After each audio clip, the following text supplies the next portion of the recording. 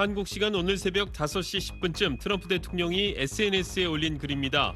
이란 정부의 요청에 따라 이란 발전소에 대한 공격 유예를 미국 동부 시간 4월 6일 오후 8시까지로 열흘간 연장한다고 밝혔습니다. 또 이란과의 대화가 아주 잘 진행되고 있다고 덧붙였습니다. 이번 주 초 닷새간 공격을 유예했던 데 이어 다시 열흘간 연장하면서 협상 결과가 주목받고 있습니다. 백악관에서 내각회의를 주재한 트럼프 대통령은 이란이 더 절실한 처지라고 말했습니다. 합의를 갈구하는 것은 이란이라는 겁니다.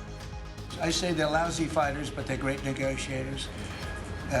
They are begging to work out a deal. I don't know if we'll be able to do that. 합의하지 않으면 맹공에 직면할 것이라는 경고도 덧붙였습니다.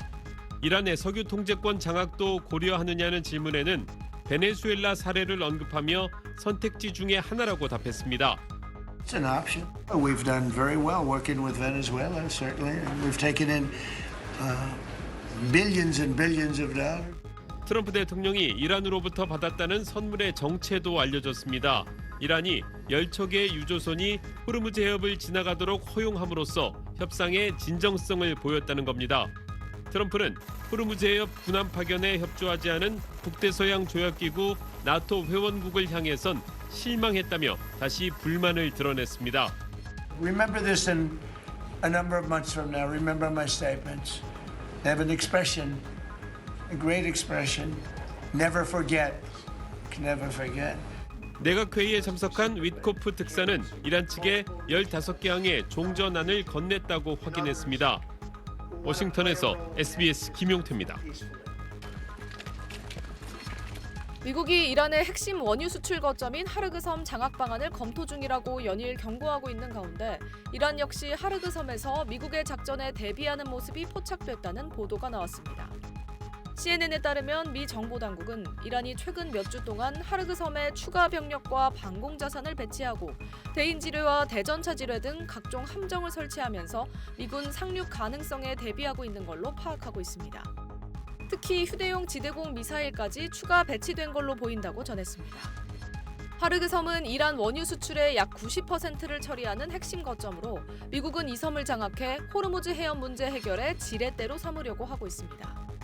트럼프 대통령은 현재 미군 지상병력을 투입해 하르그 섬을 점령하는 방안을 검토 중인데 미 당국과 군사 전문가들은 지상작전의 위험성이 매우 크다고 지적하고 있습니다. 트럼프 행정부 내부에서도 위험을 감수하고 지상작전을 할 가치가 있는지 논쟁이 이어지고 있다고 CNN은 전했습니다. 하르그 섬은 다층 방어 체계를 갖추고 있을 뿐 아니라 이란 본토와도 가까워 미군이 상륙하면 탄도미사일과 드론 공격에 직접 노출될 수 있기 때문입니다. 실제로 이란은 해안선 일대에도 지뢰를 설치해 상륙작전에 대비하고 있는 걸로 전해졌습니다. 소셜미디어에는 이란 병사들이 하르그 섬 참호에서 미군을 격퇴할 준비가 돼 있다며 중국산 자폭 드론을 찍어 올린 사진이 포착되기도 했습니다. 나토 최고사령관을 지낸 제임스 스타브리디스 제독은 CNN에 이란은 매우 치밀하고 잔혹한 대응을 할 것이라며 특히 지상군이 투입될 경우 미군 피해가 커질 수 있다고 우려했습니다. 이란은 만약 미군이 하르그 섬 점령에 나설 경우 반격은 물론 강력한 보복에 나설 방침이라고 밝혔습니다. 갈리바프 이란 의회 의장은 적대 세력이 이란 섬을 점령하려 할 경우 관련 국가의 핵심 인프라를 제한 없이 공격할 것이라고 경고했습니다. 그러면서 미국의 병력 이동을 면밀히 감시하고 있다고 했습니다. 걸프 지역 동맹국들도 미국의 지상군 투입에 대해선 부정적인 입장인데 하르그 섬 점령이 대규모 인명 피해를 초래할 수 있고 영내 인프라를 겨냥한 이란의 보복 공격으로 이어져 분쟁이 장기화될 수 있다는 우려 때문입니다. 이들 국가는 대신 이란의 탄도미사일 전력을 무력화하는 데 집중해야 한다는 입장을 미국 측에 전달한 걸로 전해졌습니다. SBS 김민정입니다.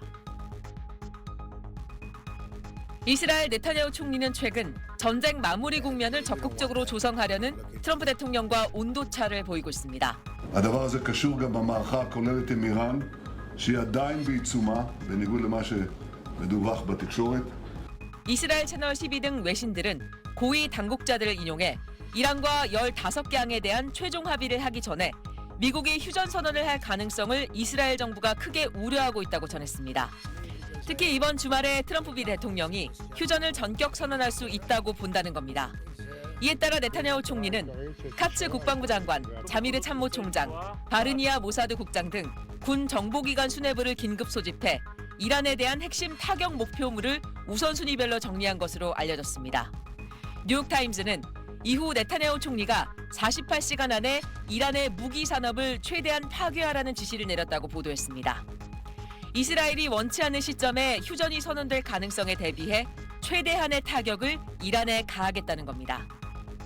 במקביל, אנחנו ממשיכים לתקוף, גם באיראן וגם בלבנון. אנחנו נשמור על האינטרסים החיוניים שלנו בכל מצב. 이스라엘 당국자는 미국과 이란 사이 포괄적 합의 가능성은 낮지만 기본 틀 수준의 합의는 충분히 가능하다며 모든 준비를 갖춰야 한다고 말했습니다. 이스라엘군은 이란 이스파한에 있는 잠수함 설계와 개발을 위한 수중시설을 공격해 이란의 잠수함 제조 능력이 크게 훼손됐다고 주장하는 등 이란 군사시설에 대한 공습에 집중하고 있습니다. SBS 장선입니다.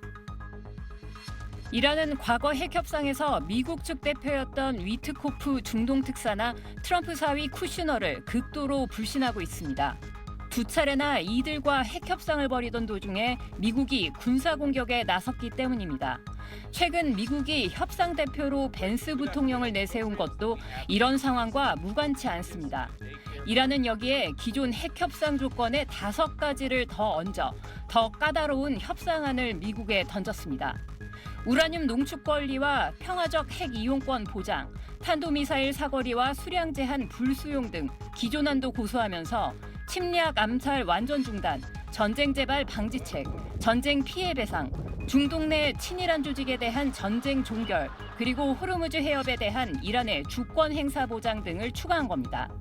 ایران غیر از مطالباتی است که در دور دوم مذاکرات در ژنو چند روز پیش از حمله امریکا و رژیم صهیونیستی در اسفند ماه به طرف مقابل ارائه شده است.